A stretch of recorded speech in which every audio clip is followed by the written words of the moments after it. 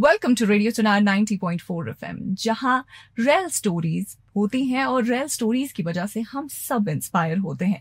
और आज हमारे साथ एक गेस्ट हैं जो सोपोर से हैं और सोपोर का प्राइड है। She is the pride of Sopore and साथ में she has been entitled with Kashmir's first female kabaddi referee Nahida Nabi. Welcome Nahida Nabi. अस्सलाम वालेकुम। वालेकुम अस्सलाम। I welcome you to radio Chunar 90.4। Thank you ma'am. Radio Chinar का मैं पहले बहुत थैंक्स करना चाहती हूँ, उन्होंने मुझे यहाँ इनविटेशन दी। बहुत पूरी टीम को आपको मेरी तरफ से thank you so much and we are really honoured कि आप यहाँ आए, अपना वक्त निकाला और हमसे बात करने को तैयार हैं आप। और मैं आपसे ये पूछना चाहूंगी सबसे पहले यही कि आपका एक टाइटल है, यू हैव अ टाइटल कि Kashmir first female kabaddi referee. तो क्या फीलिंग आती है आपको, कैसा लग रहा है आपको? पहले तो बहुत मतलब जैसे रिजल्ट आ गया उतना शाम को पता नहीं था कि क्या है क्या नहीं है। तो बाहर से फोन आया था बैंगलोर से, एक बंदे ने किया फोन कि आपका रिजल्ट आउट हो गया। सडनली ऐसे मैंने देखा था पीडीएफ फाइल उसने भेजी थी, तो मैम आप देखो क्या अपना रिजल्ट। मैंने बोला सर कि सीधे कि मैं पास हुई हूँ फेल हूँ, मेरे वर्ड से ही निकले। तो मैंने तब तक ओपन ही किया था, तो बोले नहीं मैम आप देखिए। तो जैसे मैंने सडनली वो ओपन किया था तो यहाँ से दूसरी मैसेज आई थी, जो मेरे जनरल सेक्रेटरी हैं कुलदीप शर्मा, उसने मुझे फोन किया था। तो उसने रिजल्ट भेजा था, बोला कि आपको मुबारक है, आपका एग्जाम बहुत सक्सेसफुल हो गए। तो फिर मैं बहुत ज्यादा खुश हुई उस टाइम। बट घर वालों को ये नहीं पता था कि इसका एग्जाम क्वालिफाई। मैंने अपनी मम्मी को बोला था, अपनी बॉबी वहां सब बैठे थे, तो मैंने उनको बोला था कि जो मैंने ये एग्जाम दिया था बाहर जयपुर राजस्थान में, तो उसको रिजल्ट आ गया। तो मम्मी ने सीधे बोला नॉर्मल ठीक है, क्योंकि उस मम्मी ने 10th तक ही पढ़ा, उसको नहीं पता है कि क्या है क्या नहीं, बट उसको ये पता है कि इसने एग्जाम दिया है। हाँ एग्जाम दिया है। जैसे वो रिजल्ट आउट हो गया तो मम्मी को मैंने बोल दिया कि मम्मी मेरा रिजल्ट, मम्मी ने नॉर्मल रेट किया, कोई बोला चलो ठीक है अल्लाह का शुक्र है आपका क्वालिफाई हो गया। जैसे मैं सुबह उठी, सुबह फोन पे फोन आ रहे थे, मीडिया पे, ये पेपरों पे, न्यूज चैनल, हर जगह। हाँ तो हमारे पड़ोसी 2-3 आ गए कि उन्होंने रात को ही देखा था सोशल मीडिया पे, तो हमारे घर आए थे। मम्मी को बोले कि आपको मुबारक है। तो मम्मी ने बोला था कि सलामत, मम्मी ने मगर पहले किया था सलामत, शुक्र है अल्लाह का। तो बोले कि आपकी बच्ची का ऐसे फर्स्ट रैंक हमने देखा था कश्मीर वैली में। तो ऐसे मम्मी ने बोला सच में ये बड़ा एग्जाम था। मैंने बोला मम्मी ये बहुत बड़ा एग्जाम था, आपको रात को नहीं लगा बट मेरे लिए बड़ा एग्जाम था। तो ये मैंने ये क्वालिफाई किया था। तो घर वाले बहुत खुश हुए, जो अपने रिश्तेदार है उन्होंने मुबारकबाद दी, रिलेटिव्स जो भी नेबर्स है वो बहुत सारी खुश। तो आपकी ये जो जर्नी है ये कहाँ से शुरू हुई थी? क्योंकि हर किसी को जानना है कि एक जो टाइटल होल्डर है तो उसने कहीं ना कहीं से तो शुरुआत की होगी, एक बिगिनर रही होगी, तो वो जर्नी कहाँ से थी? एक्चुअली मेरी जर्नी स्टार्ट हुई थी METC मुस्लिम एजुकेशन ट्रस्ट, मेरी स्कूलिंग वहां से हो गई। वहां तो सपोर्ट्स का बड़ा रोल था पहले उस स्कूल में, बहुत ज्यादा सपोर्ट्स का। मैं भी ऐसे देख रही थी बाहर, हम जब हमारा गेम्स लगता था ऐसे, फिर मैं ऐसे क्रिकेट लगाते थे, क्रिकेट खेलते थे हम, बहुत सारे फ्रेंड्स थे आपस में ये वो। तो फिर मुझे लगा हाँ चलो क्रिकेट भी खेलते थे। ऐसे 4th स्टैंडर्ड से मैंने शुरू किया था।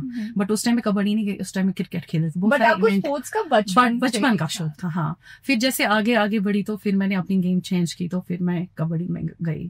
तो कबड्डी में बहुत सारे फिर नेशनल्स खेले, जूनियर्स खेले, सब जूनियर सीनियर्स खेले। तो फिर अब ये थी उम्मीद कि मैं प्रो में जाऊंगी, गर्ल्स का जो प्रो कबड्डी लीग आ रही है, बस उसमें मेरा फोकस था कि काश मैं अब इसमें जाऊंगी, पार्टिसिपेशन तो हाँ मैं खेलूं। तो एज अ रेफरी आप अभी हैं, एज अ कोच भी आप काम कर रहे हैं, तो उस बारे में आपका क्या एक्सपीरियंस है और कैसे ये बेनिफिट कर रहा है आपको आगे बढ़ने में? अभी आपने एक कोर्स कंप्लीट किया, आपने क्वालिफाई किया है, वो तो आपका कैसा रहा है वो एक्सपीरियंस और कैसे मदद करता है वो आप? जी जब मैं कोचिंग बच्चों से मतलब उनको मैं सिखाती हूँ ड्यूरिंग कोचिंग दौरान, तो कोचिंग दौरान ये होता है कि हमें पहले हम जो छोटे बच्चों को उनको हम अलग निकालते थे, बड़े वालों को अलग, जो छोटे बच्चे अलग एज ग्रुप के हिसाब से हम उनको सिखाते थे। बड़े बच्चों को मैं ज्यादा फोकस करते हैं कि वो उनमें अंदर से स्टेमिना है, स्ट्रेंथ है। जो छोटे बच्चे वो बिल्कुल का। तो पहला हम जब टीम यहाँ से जाती है नेशन के लिए सिलेक्शन, ठीक है, मैं एज अ टीम भी जा रही थी, एज अ कोच टीम के साथ। बहुत बार मेरा अनाउंसमेंट हो गया, मैं बहुत बार मैंने रिप्रेजेंट किया था as a coach Jammu Kashmir team के साथ। तो फिर तो जब मैं वहां से गई थी, बाहर से मुझे ये आइडिया आया था, जब वहाँ एक कोच जज करता है, एक रेफरी का डिसीजन अलग होता है।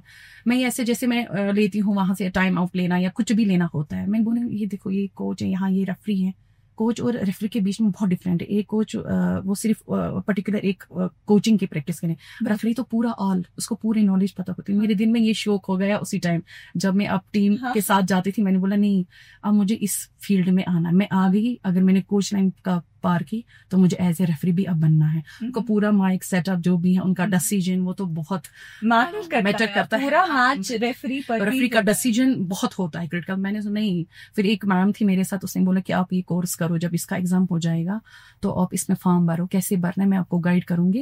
एक बात जरूर है कि जब एक स्पोर्ट्समैन या जो स्पोर्ट्स वुमेन होती है एक अरीना में होते हैं या एक कोर्ट में होते हैं जी, कबड्डी का कोर्ट होता है। हाँ बिल्कुल। तो वो कैसा फीलिंग क्या आती है when you are playing and आपके सामने अपोनेंट है, तो फीलिंग क्या है? वो फीलिंग अलग सी होता है कि इंसान जब बंदा अंदर जाता है, अब बस यही फोकस होता है कि वहां से मुझे पॉइंट लाना है, मैं किस पोजीशन पे वहां खेलूं, मैं कौन सी टेक्निक यूज करूं। वहां जाना तो बहुत बड़ी बात होती है, मगर एक जब कोर्ट में बंदा जाता है ना तो डिप्रेशन बहुत ज्यादा होता है। बोलते बाहर की टीम एक्सपोजर जो बाहर की टीम्स है उनको बहुत ज्यादा है। इवन जैन की उतना एक्सपोजर नहीं है जितना बाहर की टीम्स, क्योंकि वो रेगुलर प्रैक्टिस करते हैं सुबह मॉर्निंग एंड इवनिंग टाइम। उनके स्टेडियम्स होते हैं, इंडोर स्टेडियम्स। यहाँ उतना एक्सपोजर नहीं था कश्मीर वैली में उतना। यहाँ भी मुझे लग रहा है अभी यहाँ इंडोर स्टेडियम नहीं था सोपोर में। इवन अब जो जे&के स्पोर्ट्स काउंसिल ने उन्होंने हर डिस्ट्रिक्ट में एक इंडोर दिया था as a Khelo India centre.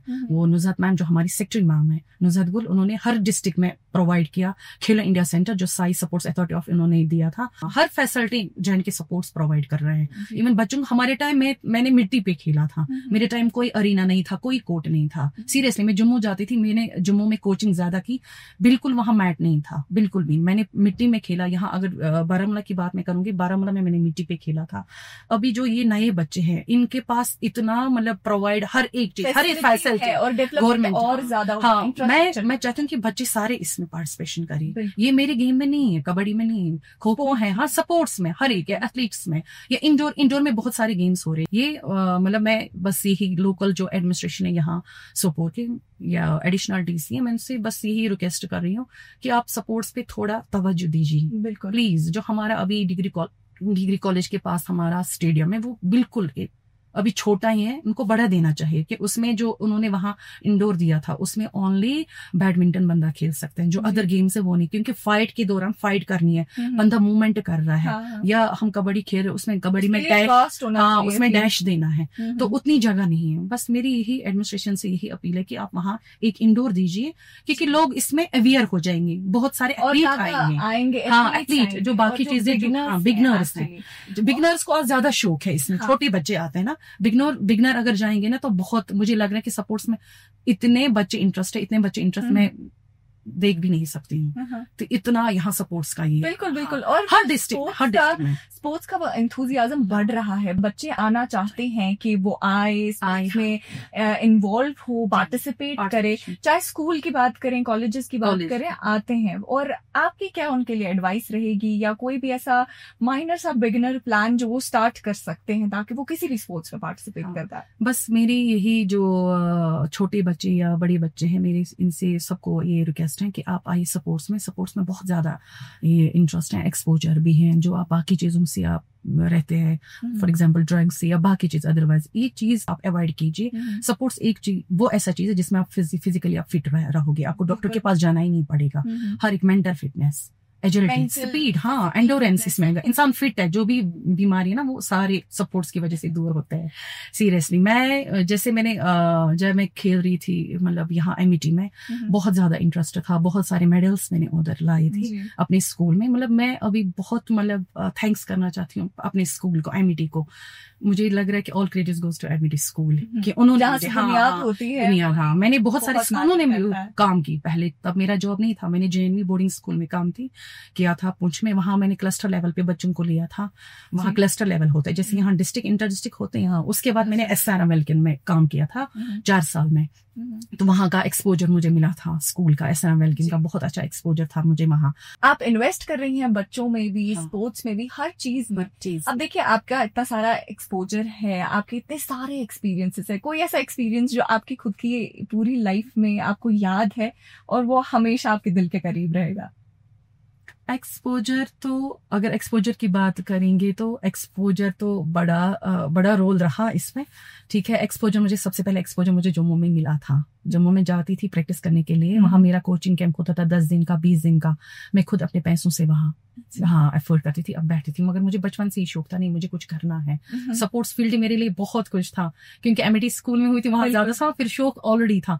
फिर मैंने सोचा नहीं यार, ये कंटिन्यू करना है, ये प्रोसेस चलेगा, ये जर्नी है तो हाँ ये चलता रहेगा, ये नहीं रुकना है।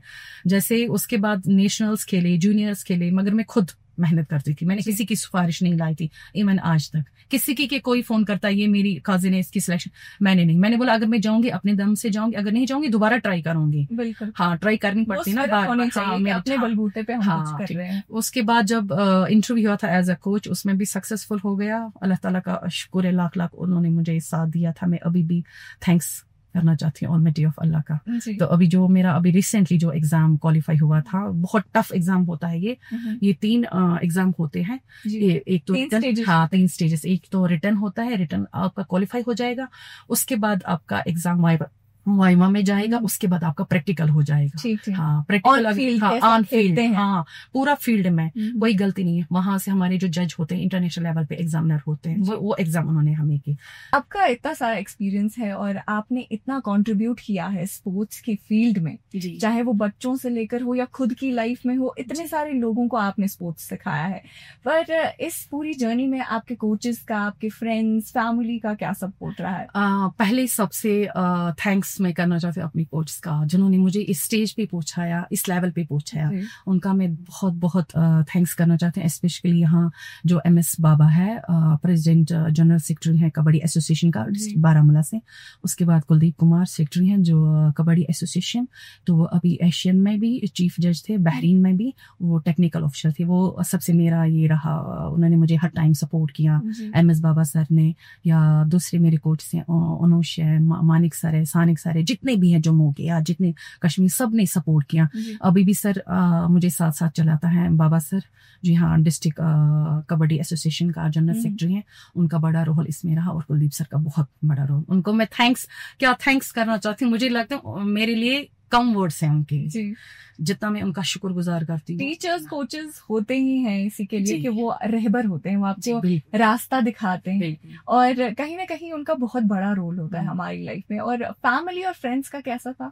फैमिली का बहुत अच्छा सपोर्ट रहा। मतलब जो मेरे फादर साहब है वो उतना ज्यादा सपोर्ट नहीं कर रहा था जितना मेरा भाई अभी भी बहुत सपोर्ट कर रहा है। वो बोलते नहीं आपको आगे जाना है। एक्चुअली वो इस लाइन में उसको था, वो मुझे सिर्फ बोलता था कि आप एक कॉम्पिटिटिव एग्जाम आप क्वालिफाई करो। तो वो नहीं हुआ, वो मैंने दिया था कोई किसी कारण की वजह से 7 पॉइंट मेरा छूट गया। SI में SA का एग्जाम मैंने दिया था, उसको बहुत शौक था इसमें ये डिफेंस में आएगी, तो वो नहीं हुआ। तो फिर मैंने सोचा नहीं SC में। भाई का बहुत सपोर्ट रहा, इवन मेरे सिस्टर्स 2 है उनका भी बड़ा रोल होता। हमेशा वो मुझे समझा रहे अगर आप बाहर जाओगे कैसे रहना है, क्या करने, टीचर के गाइड सिखाते थे। हाँ बड़ा उनका रोल। इवन टीचर्स का भी बहुत सपोर्ट रहा। जब टीचर्स साथ थे तो तभी मैं आगे चली। लास्ट बट नॉट लीस्ट मैं आपसे पूछना चाहूंगी कि क्या है नाहिदा नबी के आगे के प्लान्स, फ्यूचर एस्पेक्ट्स क्या है? फ्यूचर बस यही है कि अभी जैसे मेरा रिजल्ट आ गया, अभी वहां से उन्होंने पूरा बोला एड्रेस क्या है, क्या मेरी वहां से सर्टिफिकेट आएगी नेशनल लेवल की, AKFI की एमेच्योर कबड्डी फेडरेशन एसोसिएशन की सर्टिफिकेट आएगी, वो मेरे लिए वैलिड है। वो जैसे आएगी उसके बाद मेरे वहां से कॉल लेटर आएगी, जैसे भी इवेंट हो जाएगा नेशनल लेवल है, इंटरनेशनल लेवल पे या प्रो कबड्डी में, वहां से वो लिस्ट फिर चूज करते हैं किस डिस्ट्रिक्ट से किसने रेफरी एग्जाम क्वालिफाई, कौन टॉपर पे रहा, उस हिसाब से वो मुझे बुलाएंगे। फिर मुझे अब मौका मिल जाएगा कि मैं नेशनल लेवल पे रेफरी करूं। आप नेशनल लेवल पे जम्मू कश्मीर को represent and that's such a big thing. मैं बोल रही हूं कि उस टाइम जब लोग देखेंगे तो सबको मतलब प्राउड फील होना चाहिए। खासकर मैं सोपोर लोगों का बहुत pride of Sopore. Yes obviously मैं सोपोर लोगों का बहुत थैंक्स कर, उन्होंने मुझे रोल सपोर्ट किया बहुत। जैसे मैंने मेरे फोटो वायरल हो गए, मतलब ऐसे कमेंट में मैंने देखा था किसी ने बंदे ने गलत कमेंट नहीं किया, हर बंदे ने अच्छा कमेंट किया। God bless you sister. सबने सपोर्ट किया, सबने। Thank you so much, Nahida. Thank you so much. All right, folks, this was Nahida Nabi with us, जो एक स्पोर्ट्स वुमन है और साथ ही में she is the face of ambition. And this is Arjay Asra signing off, and see you next time. And be curious, be original, and stay tuned.